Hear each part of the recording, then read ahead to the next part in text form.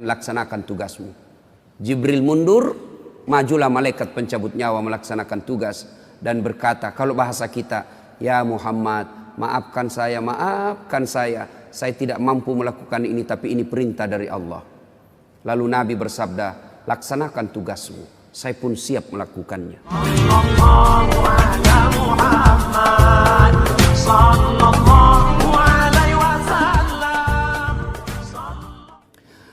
Suatu ketika Rasulullah Sallallahu Alaihi Wasallam selesai sholat subuh seperti ini. Tiba-tiba Rasulullah naik ke atas mimbar dan pidato. Saudara-saudara sekalian, bertahun-tahun sudah kita dakwah menyebarkan Islam. Siang malam, suka duka, kita lewati untuk menyiarkan agama Allah. Mungkin sepanjang perjalanan bersama kalian, ada di antara kalian yang pernah aku sakiti perasaannya. Saya mohon, sebelum akhirnya berakhir kehidupan ini, saya minta di antara kalian ada yang pernah saya sakiti, ajungkan tanganmu. Saya minta kalian membalas. Lebih baik hari ini daripada hari pembalasan kelak. Suasana hening. Hampir seluruh sahabat menangis, termasuk Abu Bakar Siddiq. Dalam keheningan itu, salah seorang sahabat bernama Uqasyah, dia angkat tangannya. Ya Rasulullah, saya pernah Anda sakiti. Kata Nabi, kapan? Saat itu perang. Anda naik onta, saya di samping Anda. Anda cambuk ontanya, saya kena. Hari ini saya ingin melakukan pembalasan. Sahabat semua jengkel. Wah, ini Nabi lagi sakit masih mau juga melakukan pembalasan. Maka berdirilah Umar bin Khattab. Uqasyah, kalau kau ingin melakukan kisah pembalasan, saya yang kau cambuk. Jangan kau sakiti Rasulullah. Kata Nabi, Umar, saya paham niat baikmu. Tapi dosa, nafsi-nafsi tidak boleh ditanggung. Duduk kau Umar. Duduk Umar. Maju Uqasyah, ditahan lagi oleh Abu Bakar. Wahai saudaraku, jika tanganmu ingin betul nyambuk, diriku kau cambuk. Jangan baginda Rasulullah Muhammad sallallahu alaihi wasallam. Nabi bersabda, Abu Bakar, saya paham niat baikmu, tapi dosa tidak boleh diwakilkan. Duduk kau. Duduk Abu Bakar. Maju makin maju Uqasyah dengan cambuknya. Lalu berdiri cucu beliau Hasan Husain. Wahai Uqasyah, jika tanganmu ingin mencambuk keturunan Rasulullah, jika engkau ingin mencambuk darah daging Rasulullah, maka cambuklah kami cucunya. Sama kau mencambuk dan menyakiti Rasulullah. Tolong, jangan kakek kami kau sakiti. Nabi meneteskan air mata dan berkata, cucuku, dosa tidak boleh diwakilkan untuk. Duduk engkau, duduklah. Hasan Husain semakin mendekat Uqasyah, dia angkat cambuknya. Begitu dekat, dia buang cambuknya, lalu dia peluk Nabi. Sahabat semua heran, apa maksudmu? Tadi kau mau mencambuk Nabi, sekarang kau peluk sambil menangis. Dengar jawaban Uqasyah.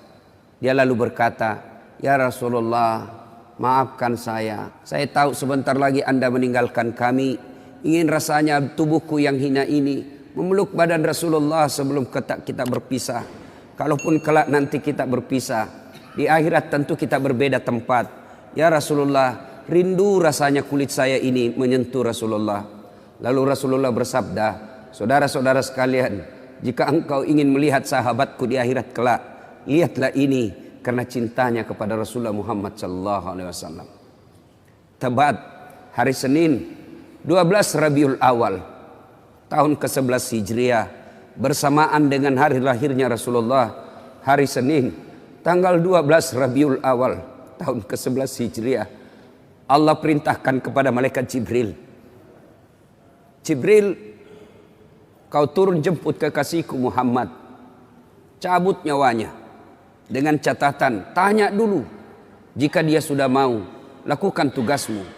Tapi jika belum mau, tunda tugasmu sampai dia mau. panggil 3 malaikat menyertaimu. Mikail, Israel, Israfil. Turunlah malaikat. Di langit ke-7 mereka masih berempat. Langit ke-6 mereka masih berempat. Sampai di langit pertama malaikat Jibril berkata, "Wahai malaikat pencabut nyawa, kau sajalah yang turun ke dunia. Saya tidak tega menemanimu dan melihat engkau mencabut rohnya Muhammad sallallahu alaihi wasallam."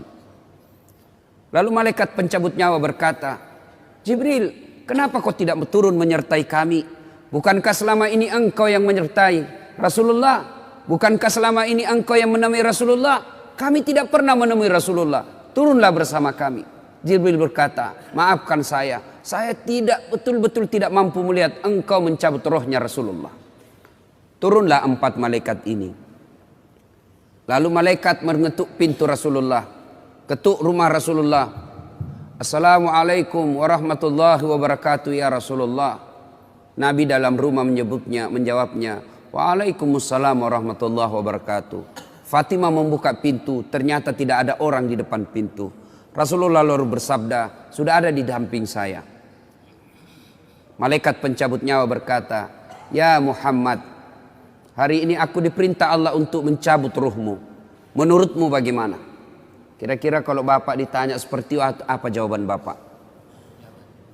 Kalau saya ada saat hari ini Allah perintah untuk mencabut rohmu, maka saya akan menjawab, "Tunggu dulu, istri saya baru 1. Rasulullah menjawabnya, "Wahai malaikat, 24 nabi dan rasul senior saya, 24 nabi dan rasul pendahulu saya, setelah mereka melaksanakan tugas, mereka pun menghadap kepada Allah. Hari ini saya siap menghadap, tapi saya lihat ini ada keanehan." "Apa ya Rasulullah?" "Mana malaikat Jibril? Kok tidak ada di antara kalian? Mana sahabat saya? Mana Jibril?" Malaikat pencabut nyawa berkata, "Jibril menunggu di atas langit. Dia tidak datang untuk menyertai kami." Lalu Nabi perintahkan, "Kau panggil dulu. Ada perkara yang penting yang ingin saya tanyakan kepada Jibril. Setelah itu saya siap menghadap kepada Allah." Naiklah malaikat pencabut nyawa dan berkata kepada Jibril, "Ya Jibril, engkau dicari sahabatmu. Turunlah engkau menyertai kami." Turun malaikat Jibril. Lalu ketemu dengan Nabi. Nabi bertanya kepada Jibril, "Ya Jibril, kalau hari ini aku harus menghadap kepada Allah, tolong berikan saya berita gembira. Tolong perdengarkan saya kalimat yang nikmat di telinga saya." Lalu Jibril bersabda, "Ya Muhammad, saya dapat berita gembira dari Allah. Seluruh malaikat yang pernah Allah ciptakan antri untuk menyambut rohmu ya Muhammad. Apalagi ya Jibril, ya Muhammad, seluruh nabi 24 haram masuk surga sebelum engkau lebih dulu.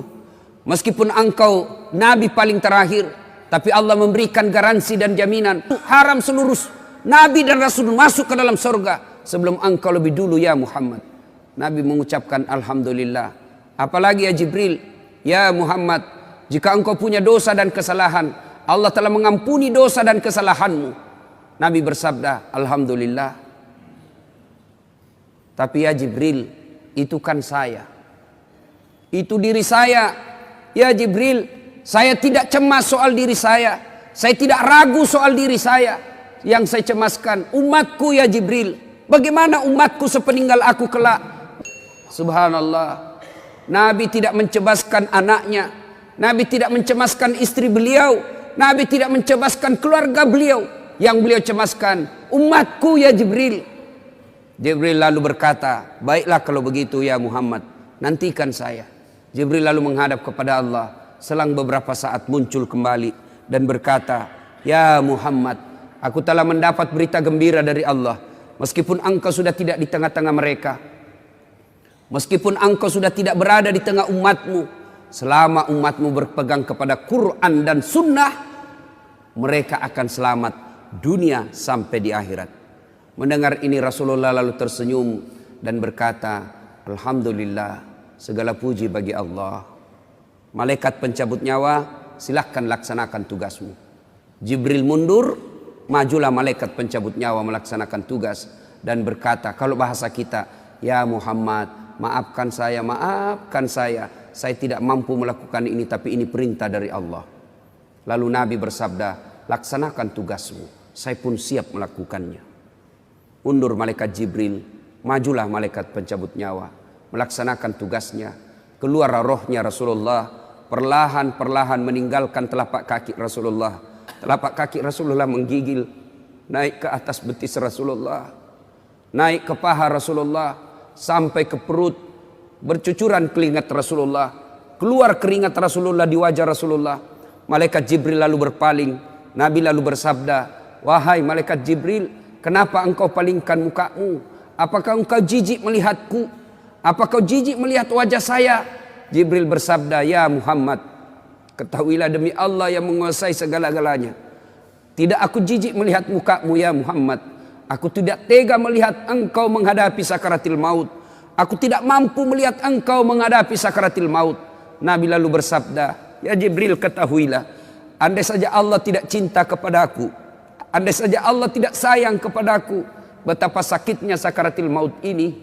Tapi aku mohon kepada Allah, ya Allah, jangan engkau timpahkan sakitnya sakaratil maut ini kepada umatku. Bebankan seluruh penyakit sakaratil maut ini, bebankan seluruh sakitnya sakaratil maut ini hanya kepada aku. Jangan engkau berikan umatku ya Allah.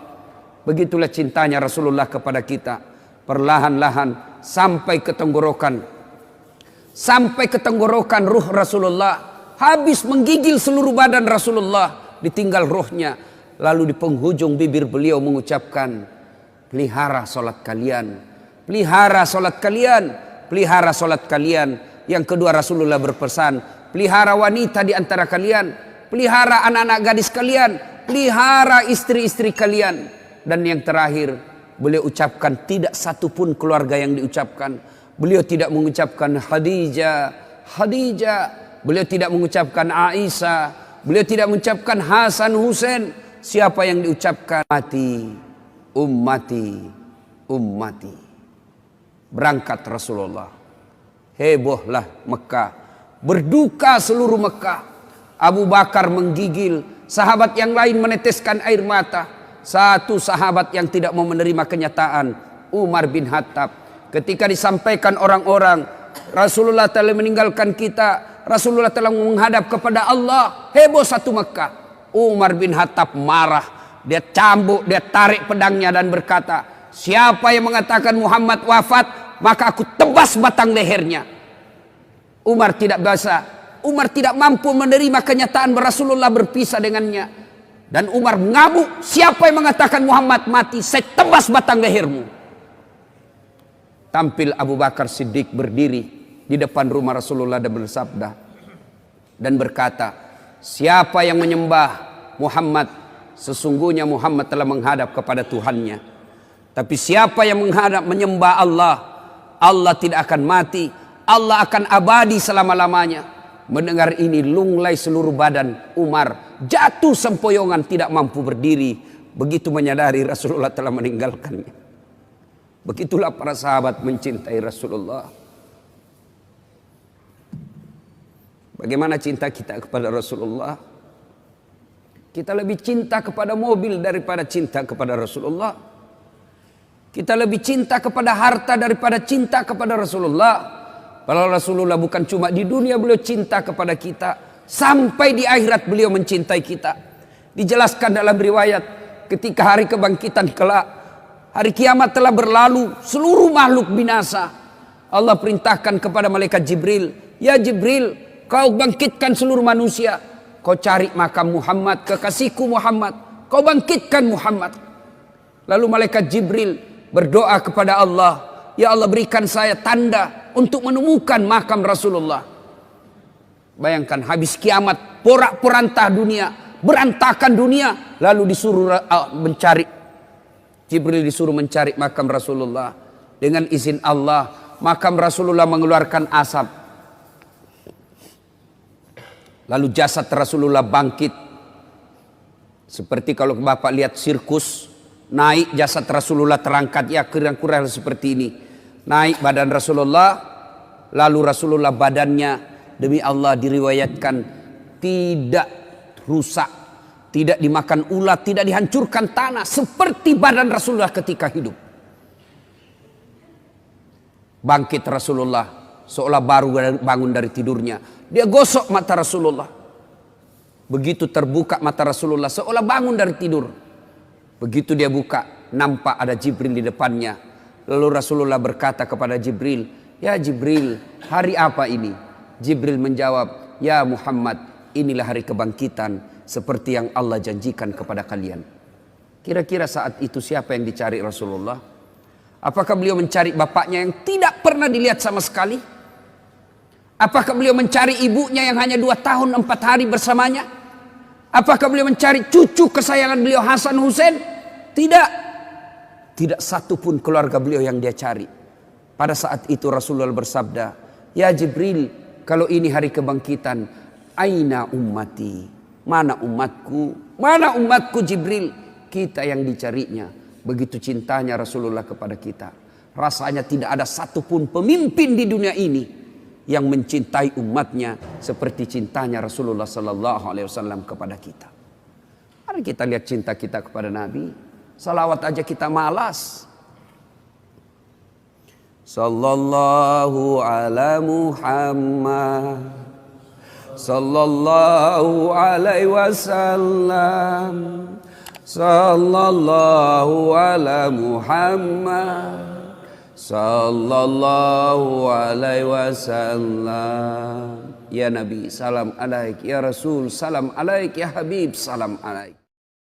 Jangan lupa subscribe, like, and share.